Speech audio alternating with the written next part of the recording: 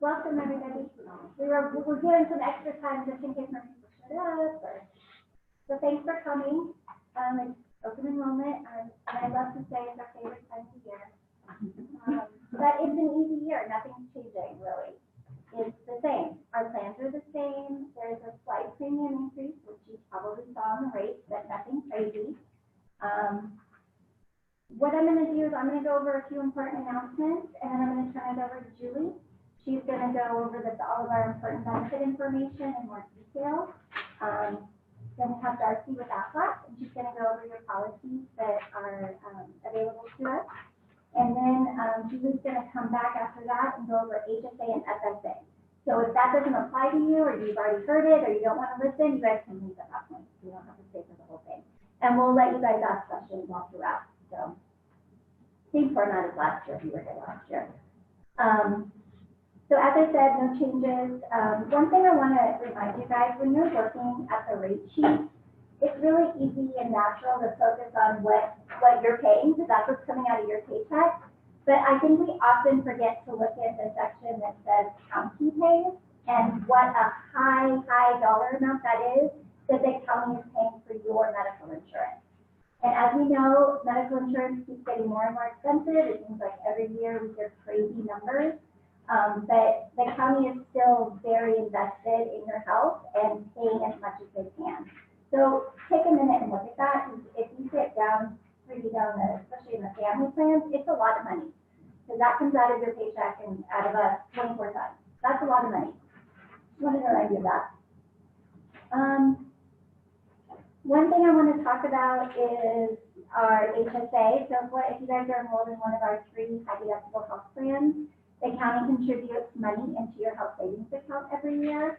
If you're an employee-only tier, you contribute $200 into your HSA annually. If you're employee plus 1 or more, it's $400. Next year, that's going to stay the same. But we do want to let you guys know for 2021, that's going away. So the county's not going to be contributing anymore. And that shouldn't be too big of a surprise. It was kind of one of those things that we were really trying to incentivize employees to get used to the HSA and get you guys enrolled and understand how it works. But after 2020, it's done. So something to plan on, think about as you are going to the end towards next year, in the next year. The last thing I want to mention is Lincoln Financial. They're the company that provides our life insurance coverage. They're offering a special limited open enrollment this year. So what that means is employees can enroll or increase their life insurance by up to $20,000 without having to provide or prove that you're in good health. So there's one caveat. If you or a dependent have tried to enroll before into Lincoln and been denied coverage, you still will be ineligible. You won't be able to enroll during this time. So if you want to enroll in voluntary life insurance, if you want to enroll or increase your amount, the forms are on our staff site to do that, or Sarah has a few here today. Those have to be turned into us by October 25th into HR. Any questions on that? Okay. So before I jump into the slides, I just want to mention a couple of things. If you saw on the table this benefit cheat sheet that we've made, it's completely updated. With all of our various benefit providers, this is a great resource. If you have not set up an account, especially with Anthem, Delta, or VST, I highly recommend you do. You can keep track of claims in there. There's all kinds of wonderful tools. And Anthem now even offers a bill pay where you can look at your explanation of benefits, how your claim processed, and then click and pay the provider through their site. So lots of neat tools. They really revamped the website. So grab one of these. You'll see that HSA Central is now on here instead of Central Bank. They kind of changed their website in the process. And that's pretty, and Colorado Retirement Association. So as you know, for years we've had CORA do our retirement. The people at CORA are still doing our retirement, but their name has changed. They are now Colorado Retirement Association, CRA. You can still go link to the old website and it'll take you to the new one, but the new website information is on here. And then one other thing, on October 28th, Last year, you might remember that we had some folks come here to talk to our employees about Medicare and moving to Medicare. So if you're at that time in life where you're maybe even within 5 years going to have to think about getting enrolled in Medicare, they will be, well, tentatively they're scheduled to be here on October 28th at 1 p.m. to do a presentation on just what Medicare is all about and how the different plans work. And then there will be a question and answer session afterwards, and then you can schedule with Tara appointments at a later time. So I just want to let you know, October 28th at 1 p.m., and we'll send out more information about that as it gets closer. So let's go ahead and look at our Anthem plans. Nothing has changed, like Monica said. And before I really go through a lot of information, I'm looking around the room, and a lot of you have come to pretty much every open enrollment that I remember and are pretty familiar with the plans. So I think that rather than explain all of the plans at this point, what I'd like to do is just take questions from you. If you are curious about one plan and how it works, I'll just open it up for questions. Anybody? Plans are the same, the one PPO, Martha? Yeah, I mean, you said there were changes to pictures, so the deductibles didn't change either? Correct. So the J plan still has no deductible as long as you are in network. Different story if you go to a facility or doctor out of network, and the deductibles are not changing on 18, 22, or 26. Any other questions on this? Okay, so you all picked up a rate sheet there so you can see our new rates. Slight change, still very reasonable. And then we also had out on the table rate comparisons so you can see where the changes did occur. Any questions on these? Okay, then we are going to move on to the employee primary clinic. And I do want to spend a little time on this. This is just a really valuable benefit to our county employees. So we are partnered with Mercy Medical Center, the family practice, to create cost-effective health care options for our employees. So with this program, if you enroll and it's voluntary, you can go to Mercy Family Medicine and see a primary care physician for a decreased rate over what you would through your insurance plan. They can see you for acute and primary care, biometric wellness screenings, your physicals, chronic disease management, health coaching, and vaccinations. So just a reminder, the clinic's great, but you do have to be enrolled in one of our health plans to participate in the clinic. And any dependents who you want to participate in the clinic have to be on your health plan with us. Your enrollment does carry over year to year, so if you are already enrolled in the clinic, that just carries forward. Please notify HR if you're no longer going to the clinic, because the county does pay for your enrollment in the clinic. You don't pay for it, but the county does. And if you're not utilizing it, let us know so we can disenroll you if you don't want to participate. There is a zero clinic fee if you're on the J plan. So instead of $35, it's just $0. If you're on a high deductible plan, it's a $30 clinic fee. And that's really nice because the clinic fee, depending on how expensive it is, can be $150 to $250. And that's dropped down to $30, and that $30 still gets applied to your deductible, which is great. There is the one obligation that you are required to get an annual biometric screening or a physical. And make sure you present your clinic card and your Anthem card at every visit. You're supposed to make the appointment through Ashley, and she's supposed to flag those and catch those, but you need to still let the person you're checking in with know that you are enrolled in the clinic. So there's Ashley's number to schedule an appointment. They do guarantee appointments for acute illnesses within 24 hours. 48, thank you. Physicals or your biometric screenings can take longer depending on how busy they are.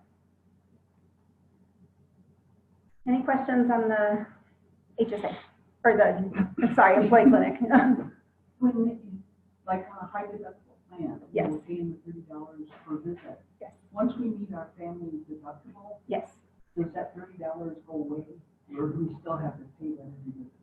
Yes. If you have hit your deductible, and you know it for sure, if you have a clinic appointment and you're checking in, let them know that you don't think you're going to have to owe anything for this visit and to bill you later. They're still having a lot of problems with that, because I'm still getting billed, despite the fact that we met our deductible like in April. Okay, So just FYI. Yeah. They're still having a lot of problems with that. okay, and that's a good point. If you have any problems with billing from the clinic, the person to reach out to is Monica in our office. She gets all that straightened out with Mercy. So make sure you talk to Monica. Have they mentioned anything about, having more spots available for the annual, interval? Because last year I called in February and I couldn't get into July. Yes, they were very backed up on scheduling the wellness visits last year. As you probably have read, like even in the news, some of the doctors retired and left and their volume was coming up. So they were having difficulties getting those scheduled. Recently, I see new hires enrolling and they're getting the appointments scheduled 2 to 3 months out now. So it is improving. Okay. They're aware of it. They are aware. They're trying to do better with that. And we weren't happy about that either. Yes. Yeah, I'm like, wait, what do you I mean know. July? I know. Yes, we did talk to them. Any other questions about the clinic? Okay. So at this point, just do a quick look at how to enroll in new benefits for this year through Munis ESS. So I'm just going to do a demo here.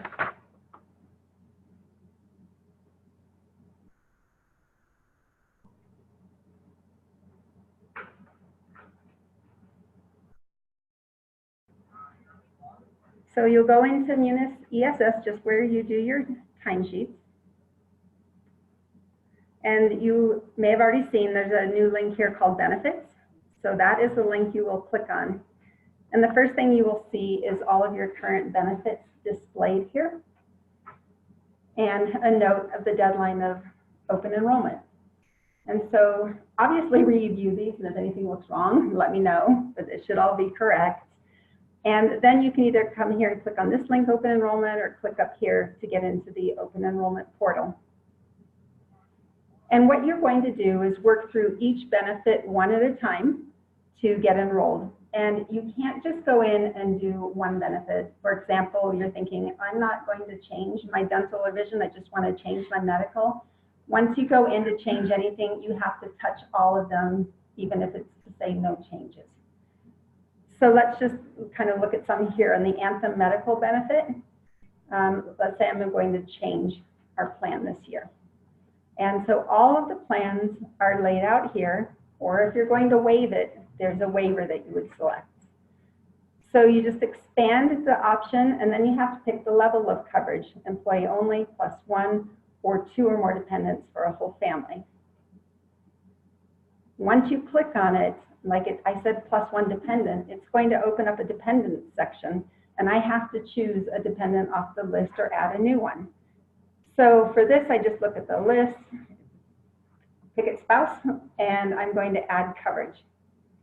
It'll bring up the screen, and this is kind of new this year. In the past, I've instructed you all to go ahead and change, like if their name was misspelled or you wanted to add a middle initial or anything like that, to go ahead and do it. But with some changes in Munis, what that happened last year was it created new enrollments for everybody. It thought it was a new person.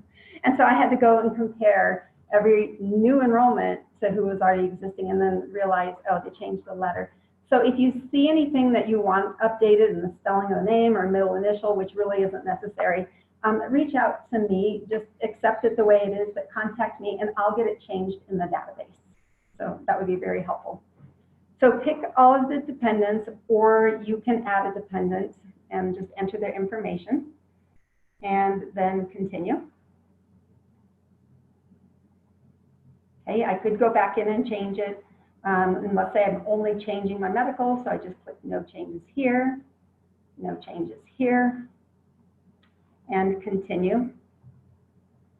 And then I get a review, and it shows me the costs over here, and if it all looks good, I submit. If I want to modify, then I go back to modify. And so make sure you submit. So you have until October 25th to go in and change. Maybe you're vacillating on plans. You have till midnight, and then it just closes down. So you can make changes to your new election. But if you go in for any reason, even just to kind of look at it and think about it again, you have to go through the entire process and submit it again. Once I click into one of these, it's going to be an in progress and not submitted. And then I will be emailing you, say, hey, can you go back in and finalize your selections? So only go in if you want to make a change. If you go in and change your mind that you don't want to make a change, then go through the process and submit. Any questions on using the Munis ESX portal? So you have to go through it all, even if you just look at that first screen that shows you what you have? No. So if you just, that's a good question, Martha. If you just click on this benefits to see what you have, you're good. Even if you click at this point and you're good, like before I made these changes. It's when you click on one of those benefits and enter, and that's when you need to go through the whole process. Any other questions? Okay. So with that, I will hand it over to Darcy.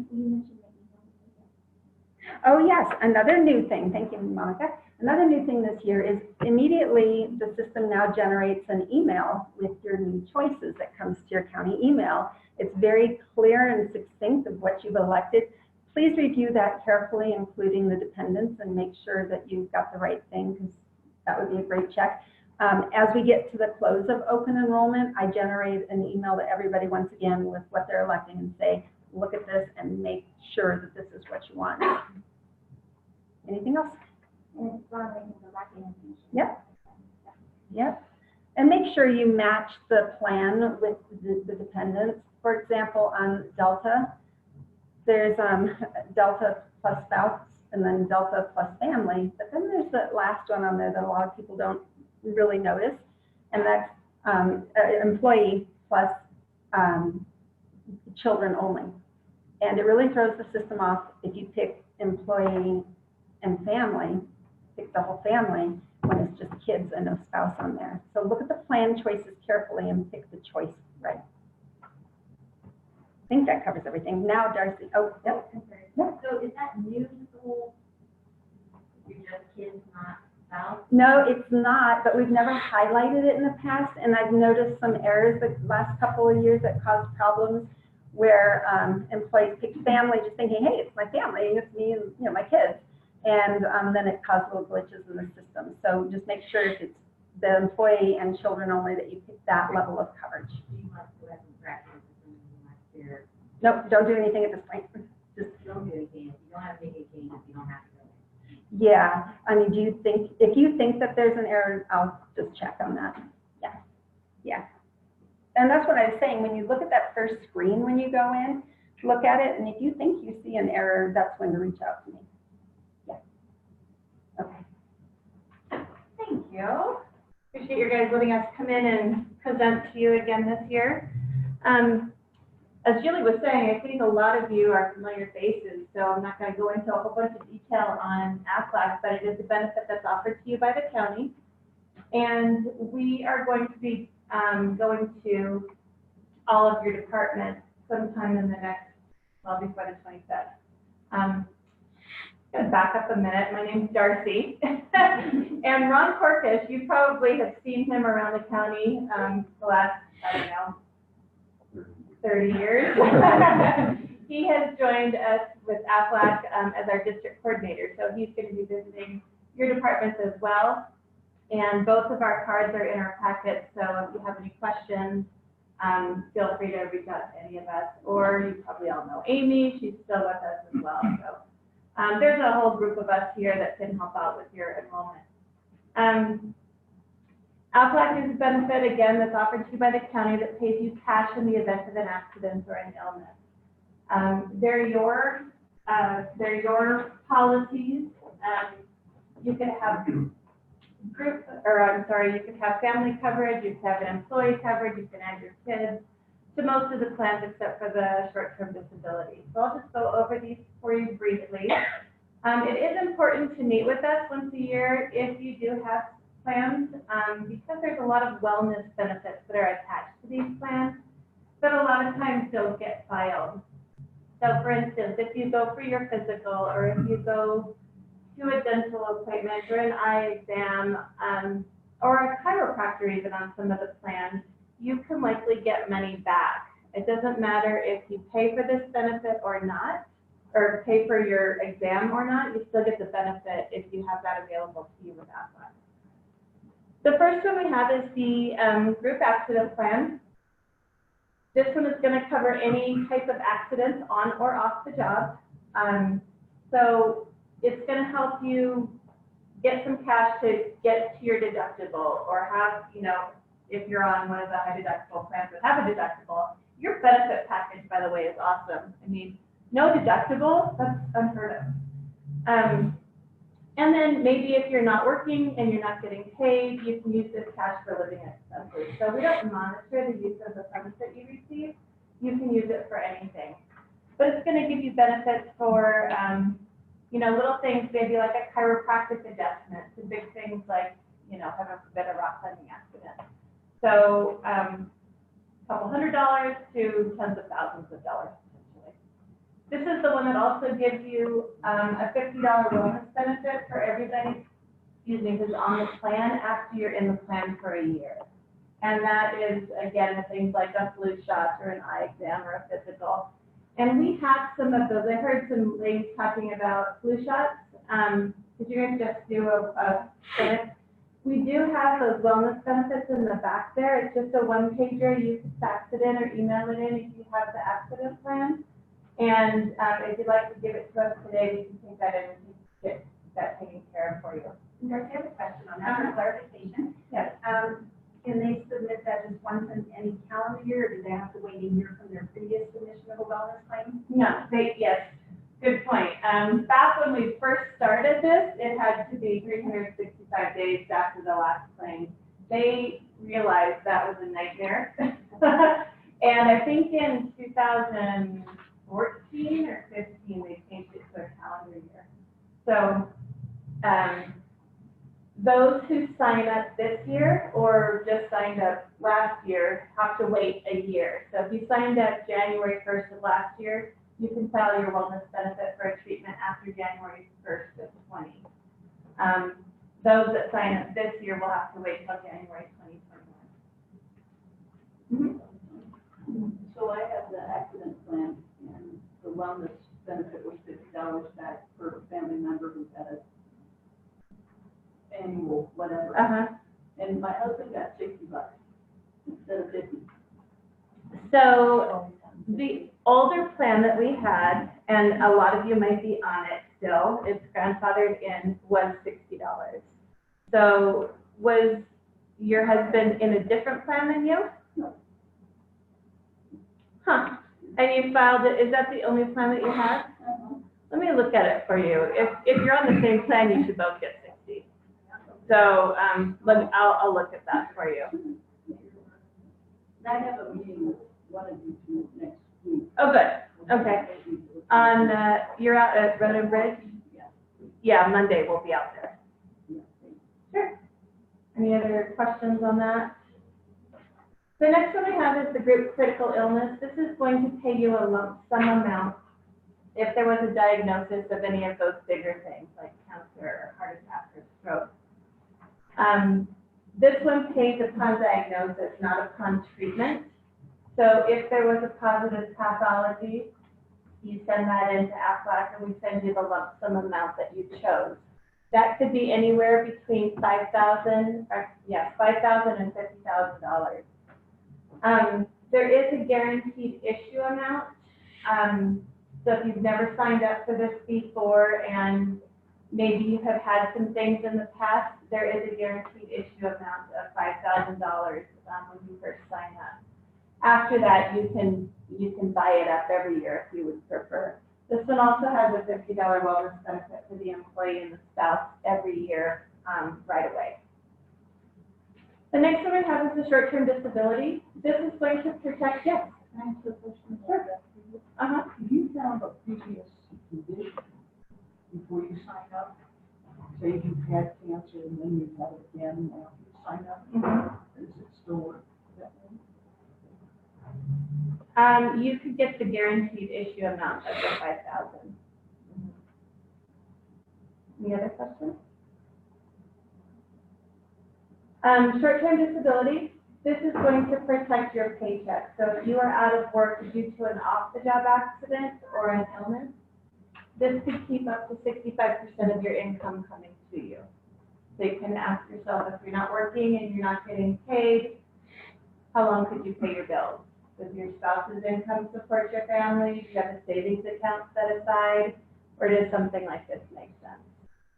Our short-term disability also will pay up to 6 weeks on a regular delivery or 8 weeks on a C-section if there's any family planning going on now in the future. Hospital plan, I'm not going to go into real big detail, just know that we have this. It's going to help pay for confinement. This hospital plan has to match the plan that you get with the county. So if you have the J plan, it's going to be this hospital plan. If you have a high deductible plan, it's going to be a different one. We do have some packets in the back. If you would like to pick one up, you're more than welcome to. The two to the, well, on that side, to the left that I'm looking at, are the ones that go with the J plan. The single stack to the right are the ones that go with the high deductible plan. So if you have any questions on that, we can meet on a one-on-one basis. Lastly, we do have another option for some cancer coverage. And the reason I put that in here is because this one is based on age and whether or not you use tobacco. This one is not. So sometimes it makes sense for one or the other, but you cannot have both. This one is strictly a cancer plan. It's going to pay $4,000 based on diagnosis, and then it's going to pay on treatment.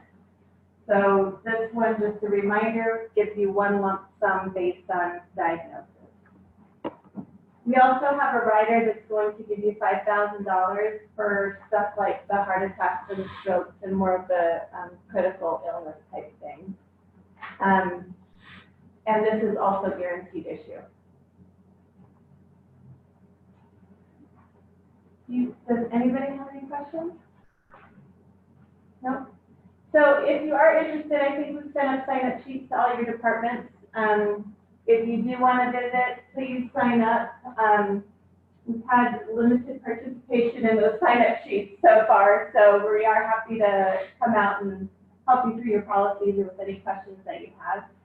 And yeah. Do we have to, I already have Aflac, do I have to sign up every year? I can't remember. No, if you don't meet with us, I just continue on. Just continue. So just make sure you're filing any wellness benefits that you have available to you. Great, thank you for your time. So this final segment is going to be on HSAs and FSAs. If you've got that down pat and kind of know what you're doing and want to take off, feel free, I won't be offended. But if you want to just kind of go through a refresher course, or if you're thinking about changing to a high deductible plan and want to know more about health savings accounts, this is the place to be.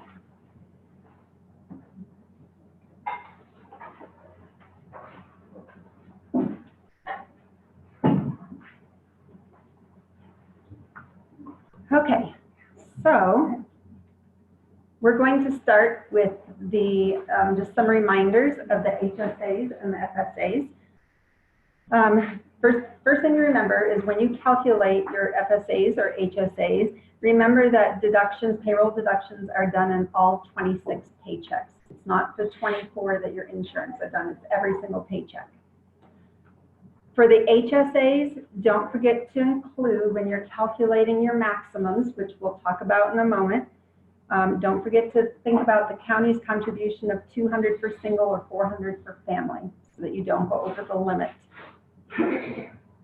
If you currently have an FSA, a flexible spending account, and are thinking about switching to a high deductible plan and therefore switching to a health savings account, your FSA must have a zero balance by December 31st of this year before you are eligible to open an HSA. If you don't empty that account, the FSA out, then the IRS says you're not eligible to open an HSA until after April 15th, after tax day, at which time you can. Julie, I'll ask this on behalf of Bree, or you'll ask. Sure.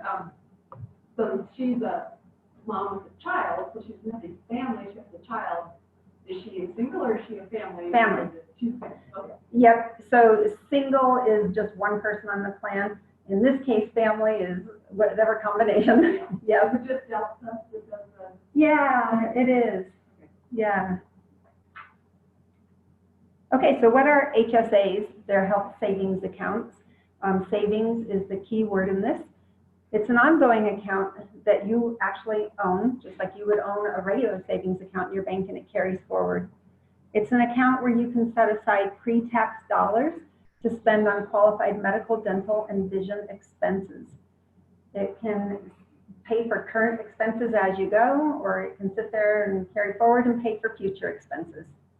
You must be enrolled in a high deductible health plan, and you cannot have any other medical coverage in order to be eligible, and that other coverage includes Medicare or spousal FSA. So if your spouse works at another employer who offers flexible spending accounts and your spouse is enrolled in that, and you're on and even if you're on a single plan, you are ineligible. That is considered other coverage because that spouse can spend that flexible spending on you. So that's a really important rule there. There are special rules for the VA or Indian Health Services. It's just one account that is used to pay for deductibles, co-pays, co-insurance, medical, dental, vision, hearing expenses. It just doesn't cover cosmetic services. And there's a special note here that you can sign up for a limited purpose flexible spending account to pay for dental and vision expenses. So although the FSA full health account is incompatible with an HSA, there is a limited purpose FSA that is compatible, and that can be used for dental and vision expenses. Any questions at this point? So how does the HSA work? You're going to make pre-tax contributions, and in the case of the county, it's convenient to have that just deducted out of your paycheck. Then you're going to incur the eligible expense, and then you're going to use your debit card to pay for that expense. It's a very simple flow. You must have the account open before you incur expenses, though.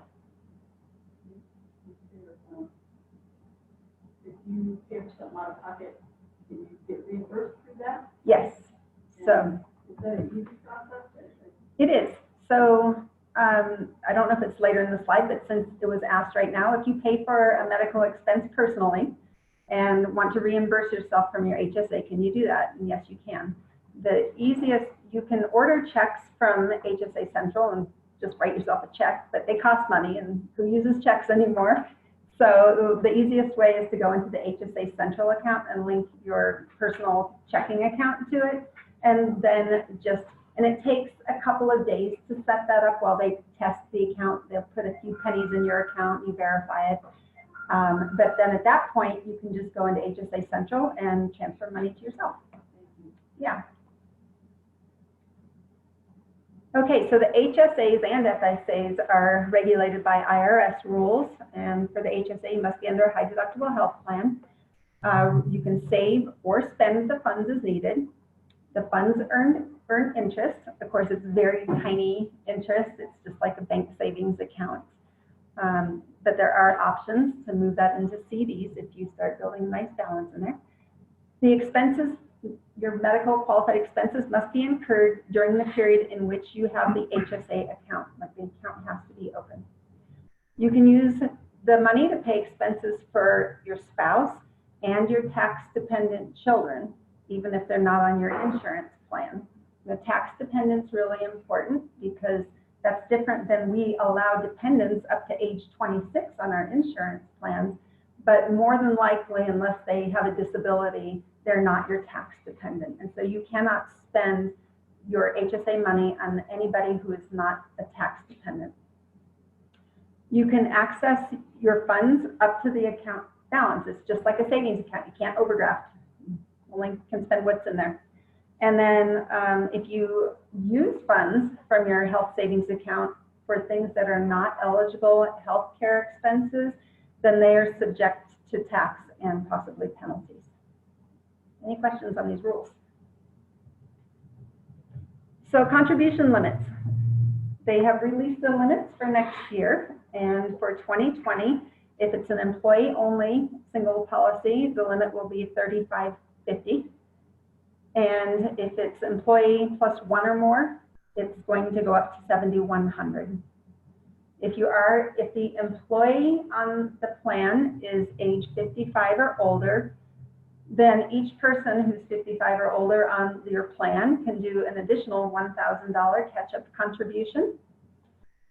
However, the catch-up amount can't be combined into the employee's HSA. The spouse would have to open his or her own HSA account, be at the same bank, a different bank, and put their $1,000 catch-up in there. It has to be in there if the spouse's account, if that spouse is over age 55 as well. Any questions on that rule? Sharon? Am I right that if you're, say, I'm the spouse? Yep. And I'm on Medicare, so I can't do the extra $1,000, only Gary can do that? Correct. That's a good distinction. The question was asked if the spouse is on Medicare or any other health plan or FSA, can they do the catch-up? And the answer is no. But the employee could. Any other questions? Is the catch-up just applies into the 55? So the catch-up, it's if the employee is 55, then the employee can do the catch-up. And if the spouse is also 55 or older, then the spouse can also do the catch-up. But let's say the spouse is 58 and the employee is 54, no catch-ups can be done. Does that make sense? Okay. All right, so contributing to an HSA. Most employees do this through a payroll deduction because it's very convenient and you get a huge tax savings. It provides immediate tax benefit and it lowers your wage before federal, state, and FICA taxes are calculated. So the one thing to know is that's great because we pay 7.65% FICA taxes, so we save that tax in addition to federal and state. It does reduce your Social Security income though. Just keep that in mind. So when the Social Security calculates your benefits, that amount you earn is lower because you didn't pay Social Security on it. The only way to get around that is not to do payroll deductions and do it directly with HSA Central or any other bank you want to use, and then you get the federal and state tax benefit. Because I know some of you are getting savvy on this stuff now, so I want to make sure you understand all your options there. Individual contributions, what I was just talking about outside of payroll deductions, you can send your contributions or transfer from your personal account into your HSA Central account. And then when you get that tax relief is when you file your tax return at the end of the year. You note how much went into your health savings account, and that reduces your taxable income at that time. Yeah. Sorry, that $35.50 that you can put in there a year, is that just the max for the year, or is that all you can have in there? That's a good question. So that maximum, I'll go back to that slide, $35.50 for a single, that's what you can contribute in the year. Your balance might be a lot higher than that because maybe the year before you contributed fully and it just carries forward. So, It's contributions. okay, cool. Yep. You have to remember to take away the county. Correct. So factor in the county's contribution on these limits. And you know, the easiest way, I wouldn't rely on your pay stub to see how much you put into your HSA because that just shows what you put in out of your paycheck. But if you've got the county contribution, that's gone in there and you might not see that reflected on your paycheck. So the best way is to go into HSA Central. That's why we've got these great cheat sheets. And it will tell you what your contributions year to date are into your HSA. And that's the most important piece of information. Isn't that on your paycheck? Well, it's on your paycheck is what's been deducted, but don't forget that county contribution went in there as well. Well, I was thinking, I thought it said there was a rule for county. That's not the way, that's not how you can use your paycheck though, that's going into your health savings account, so it's not gonna be on your pay stub. Okay. The safest way is to keep your eyes on your account. Okay, with HSA Central, you do get a free debit card, and that's accepted wherever MasterCard is accepted. But I've got this big red new on here. Starting when they switched over to HSA Central in July, they have kind of a governor on your card where it will only be accepted at providers or places like Walmart that have things coded with HSA, FSA eligible. So in the past, you could have just taken that old card and bought a TV if you wanted. Now it is governed. And so there's a chance that you might go to a provider or purchase supplies at a place where it's not coded in the system to accept it. And in that case, you would probably need to pay with your own personal money and then reimburse yourself. So there is a governor on the card now. Has anybody discovered that yet? Yeah. Yes, okay. Actually, it was Band-Aid, so. Oh, really? And the first aid cream. Yes, and those are eligible. Buy one, but not the other. Yeah. So you might run into that with this new system, so be aware of that. If you genuinely use your HSA funds for an unqualified expense, and a lot of these rules apply to FSA as well, that, you know, your accountant might say, oh, we shouldn't have bought that, we can't deduct that. That could be subject to income tax, obviously, and then a 20% tax penalty. If you're over 65 and you mess up and use it for a non-qualified expense, you don't pay the penalty, but you will be taxed on it. Let's see. I think that's all, unless you have questions on this slide, because I'll touch on something later. Okay, so your reimbursement options for HSA, obviously the card at point of sale is the easiest, retain receipts. You can do the online bill pay through HSA Central and set that up online to pay providers right from the account. You can also pay expenses using your own personal funds like we talked, and then reimburse yourself for qualified expenses.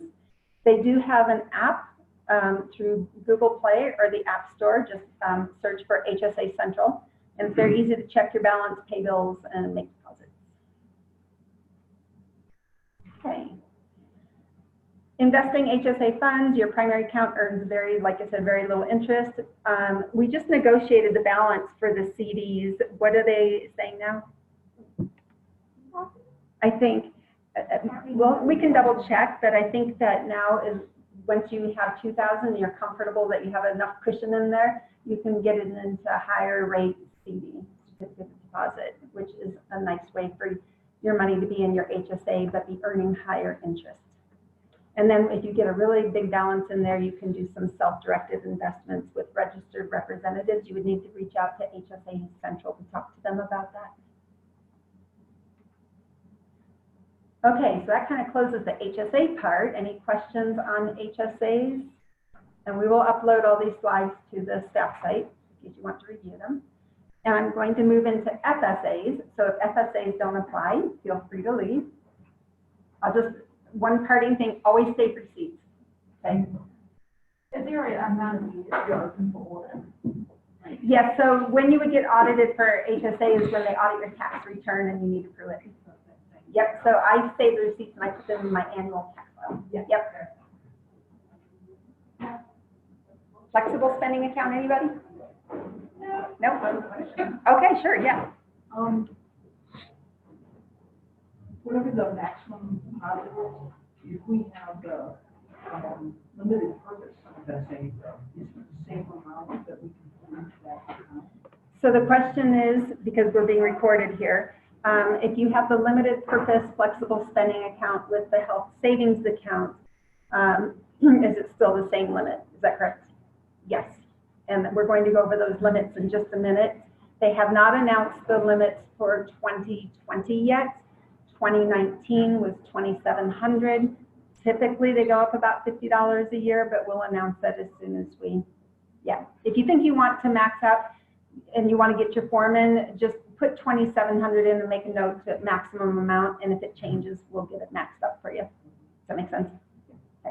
So although there are no more people in the room other than Sharon, I'm still going to go through the flexible spending account because this is being recorded for people who weren't able to attend the meeting. So a flexible spending account is a year-to-year account. It is where you set aside pre-tax dollars to pay for current year expected expenses. Notice the red spending account. And that's because if you don't spend the amount that you elect, it is a use it or lose it type of account. So you want to select carefully what you anticipate spending, whether it's in the limited purpose for dental and vision or the full health one for medical, dental, and vision. You can actually be enrolled in any of our health insurance plans and have an FSA. The way that would work with a high deductible plan is if you are in a high deductible plan, you would have to forego the health savings account, and then you can elect a flexible spending account instead. Or if you're in a health savings account and you want to do the high deductible health plan and you want to do a health savings account, you can elect the limited flexible spending account. So the three types of accounts are general purpose healthcare FSA. They're used for deductibles, co-pays, office visits, medical, dental, and vision expenses. The limited purpose healthcare FSA, which is HSA compatible, can only be used for dental and vision expenses only, once again, non-cosmetic. Dependent care FSA. This is a way to use flexible spending accounts to pay for daycare, after-school care, preschool, nursery, and schools incurred, the expenses that are incurred while working. And if you are in a two-parent home, both spouses have to be working and earning an income in order for it to be an eligible daycare expense.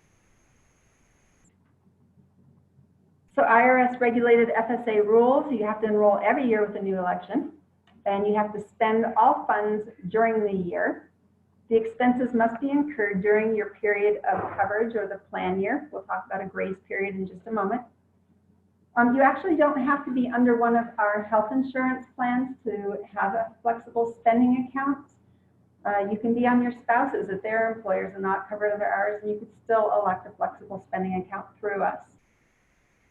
This is used to pay expenses for spouse and tax-dependent children.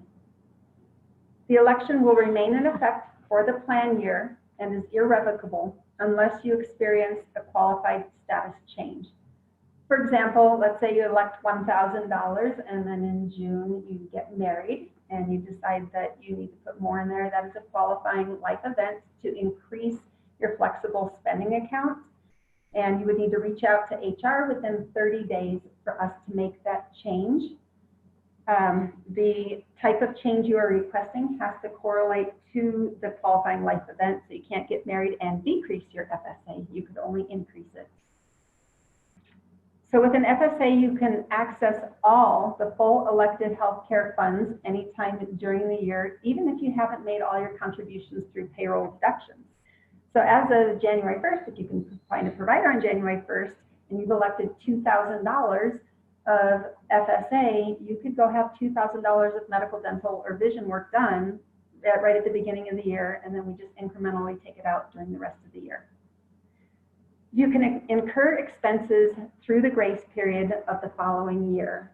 So don't sweat it if you have a lot of money still left in your account as of December 31st. You have until March 15th to incur the expenses, and then you have till the end of March 31st to request reimbursements. But don't wait until the last minute. This is all done basically electronically, and sometimes things happen with computers. So don't wait till the last minute. And once again, want to emphasize that this is a use it or lose it type fund. Any funds remaining at the end of that March 15th grace period are forfeited. So how does an FSA work? There's basically two flows for FSA. You're going to estimate your expenses, whether it's on the health side or the dependent care side. You will make pre-tax contributions through payroll deductions, and that is pre-federal, state, Social Security, and Medicare. You will then incur the eligible expense and use your debit card, because you get a debit card with your flexible spending account. And it also is governed to only be used at qualified providers. If you have to pay from personal funds because for some reason the card doesn't work, you can request a reimbursement, which is the second flow. You're going to estimate your expense, make pre-tax contributions, incur the eligible expense, pay for your services, and then get reimbursed. Those are the two flows. So what's the advantage of a flexible spending account or even a health savings account for that matter? It's all in the taxes. So we have an example here of an annual earnings of $40,000 with $6,000 in health or dependent care expenses. So if you don't elect an FSA or an HSA, you can see you earn in the first column $40,000, 0 expenses paid through that account. So your income is taxed, your $40,000, which just works for an easy number, 25%. Like I said earlier, your Social Security and Medicare is almost 8% by itself. So you pay your $10,000 to taxes, then you pay your medical expenses because you haven't set anything up, and that leaves you a net spendable income of $24,000. Now let's look at that same $40,000 and you elect $6,000 through FSA/HSA. That comes out of your taxable income first. So that goes into your accounts, your FSA or your HSA, leaving you with $34,000 taxable income. Using that same 25% tax rate, you now only had to pay $8,500 in taxes instead of $10,000, leaving your net spendable income at $25,500, which is a savings of $1,500. That is a lot of money. So even though it is a little bit of a learning curve on how to do this, and you have to be attentive in how you do it to save receipts, that's a pretty easy way to earn $1,500. So general purpose healthcare FSA, I think I said 2,700 earlier, and I believe it was 2,750 in 2019. We will announce the new rates. So the different types of expenses that healthcare FSAs can be used on, just flip through these. If you're watching the video, you can pause and look carefully. So limited purpose healthcare FSA that's HSA compatible, that's used for the vision and dental expenses only. So dependent care FSA. That was at $5,000 in 2019. We don't know if that will be increasing. So dependent care FSA is for work-related expenses. You really should refer to IRS guidelines for the criteria for work-related expenses. They're very specific. For babysitting while you work, preschool or nursery school for young children, before school or after school care, day camps, like if you're working during the summer and you have to send the kids to day camps, or there are situations where they allow adult care for like seniors who are living in your home and you're caring for them, and age 13 and over with disabilities. FSA claim filing options. Once again, the debit card is the easiest way to use your flexible spending account funds. So you can also set up an account, which I recommend at asiflex.com. And you can file claims and upload documentation. So I will stop here and explain the way that the dependent care reimbursement works because it can be a little confusing. So generally, daycare providers, as most of you know, require you to pay your month in advance. So on the first of the month, you pay the $600 or $800 for your child's childcare. And then at the end of the month is when you can request your reimbursement from your dependent care. So you're still going to have to pay your child care provider out of your own funds. And then when the month is over and they've completed the child care, that's when you take your receipt from your care provider and upload it. And then they'll reimburse you the amount that you've submitted. So you can link your checking account to that, so it can just be done by direct deposits. You can use their mobile app, and you can do a manual submission, claim submission by faxing or mail. You cannot email receipts for reimbursement. So claim filing options, ask provider for itemized statement, keep documentation, it's your responsibility. Submit documentation upon request. So there are times when ASI Flex will ask for proof that you did spend that money where you said you did. So you'll have to upload receipts from dentists and vision care providers. And the flexible spending account works well for flat dollar co-payments and over-the-counter healthcare products. Things to know. You may use it for out-of-pocket healthcare expenses. 2 cards are issued per employee. They will arrive in a plain white envelope, so it kind of looks like junk mail. Look carefully for it. You'll have to call and set your PIN to activate and set your PIN. You can use your PIN for debit or sign for credit. The card is good for 5 years, so at the end of the year, don't toss it or you'll have to pay to replace it. Make sure you report lost or stolen cards. You can get additional cards or replacement cards for $5 each, and always know your account balance. So the use of a debit card is not paperless. ASI Flex will notify you to your email that you register with that when a documentation is required. And documentation is not required for just flat dollar co-payments to like a medical provider if you're under the county plan. Qualified, it's not required for qualified over-the-healthcare items. If you go to Walmart and buy Band-Aids or something with it, it won't be required. Or recurring expenses for the same dollar amount for the same provider each month. They will require documentation for other types percentage co-pays. So like your 20% for an MRI, they might require your statement there. Doctor expenses, x-ray lab, hospitals, dental expenses such as deductibles and co-insurance, and vision that is not a co-pay amount. Their requests for documentation are very serious, so make sure you respond to requests because the IRS requires ASI Flex to inactivate cards if you do not respond to their request for documentation. So here's just a list of the documentation that they required. And if you're watching the video, you can just pause it and review this here. And then the deadlines, once again, incur the expenses January 1st through March 15th of the following year, so about a year and 2.5 months. Incurred means that you've actually had the service provided or that you've secured the product that gave rise to the expense. And once again, the final deadline for submitting claims is March 31st, and don't wait till the last minute.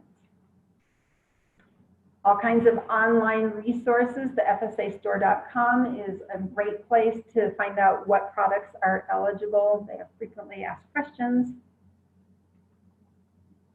So how to sign up or enroll for an FSA form, you need to complete the enrollment form. They are loaded on the staff site, or you can stop by the HR office and submit it to us by Friday, November 8th. If you're doing the limited purpose flex, just on top of the FSA form, it's one form for whether it's limited purpose or not, just make a note on top that it's limited purpose. For HSA Central, you are going to go to HSA Central using the link that is in the How to Enroll in HSA Central help sheet that is uploaded to the staff site. You must use that link in that document because it is specially coded for our employees. If you just go to their website and try to enroll, it causes a lot of problems. If you have any questions, reach out to HR. So you'll need to open the account by December 31st of this year if you're newly opening an HSA account. And once you set that up online, you will be emailed a confirmation for your account setup, and you need to forward that document to Monica Shaded in HR. That tells her that you've got your account ready to go. And just remember that any health FSA balances must be at 0 before opening an HSA account if you are one of those that's switching from PPOJ to a high deductible plan. For both HSA and FSA, you must enroll each year. All accounts are closed off. The deductions from your paychecks are stopped, and we must have a new form if you want us to continue deducting for next year. And as I mentioned, they're due in HR by Friday, November 8th. And that's it.